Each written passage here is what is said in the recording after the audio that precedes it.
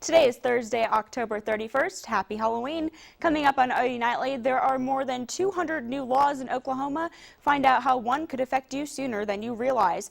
We'll tell you how you can relive a part of history next week. And if you still don't have any Halloween plans, we know of somewhere you can be spooked. Stay tuned for this and more tonight, straight ahead on OU Nightly.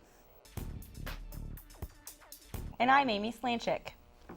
The way to a person's heart, it's through the wrist. Doctors are searching for corrective procedures related to heart blockage are now being encouraged to use the radial or wrist procedures for surgery.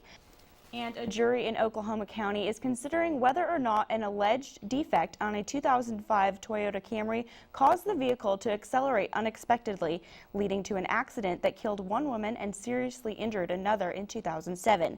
Closing arguments for the case were heard today. The plaintiff's attorney says Toyota knew about the problems with the vehicle, and Toyota's attorney says there is no evidence the crash was related to a defect. Michael Jones is one of 3 teenage suspects in the shooting of Christopher Lane. He was first charged with an accessory to the murder, but after yesterday's preliminary hearing, Jones will now be charged with first-degree murder instead. Police also say that the suspects killed an animal just hours before shooting Lane. I went to Duncan a couple of weeks ago to see how the town has reacted to the incident. Duncan, Oklahoma. And Congress has a 5% approval rating right now, but OU Nightly's Doug Murray is in the news center to tell us what they have been up to today. Doug? Amy? Thanks, Bijan. That's right. Several big elections are taking place across the country today, but we won't see any changes in the White House or the Capitol. The people of Virginia and New Jersey are voting for new governors, with a lot of attention on New Jersey's Chris Christie, who is a likely GOP presidential candidate for 2016.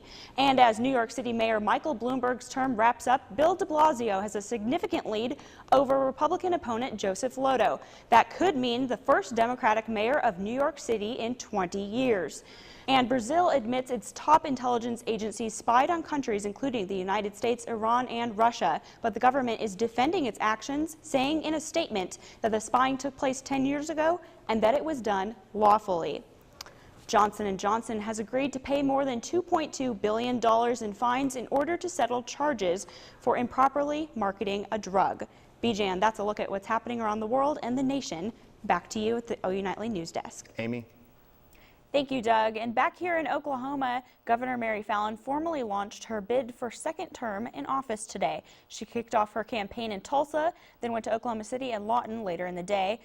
The governor talked about the government shutdown and also mentioned that the Oklahoma unemployment rate is 5.3%. The rubble of a small plane that disappeared while flying from Arkansas to Oklahoma has been found in the southeastern portion of our state. The annual transformation from summer flowers to homecoming mums is complete. Samantha Waddell reports from the Oval. And she's here right now to talk to us about some spooky Halloween movies. Kenzie? And thanks for watching OU Nightly, brought to you by the Gaylord College of Journalism and Mass Communication on the campus of the University of Oklahoma.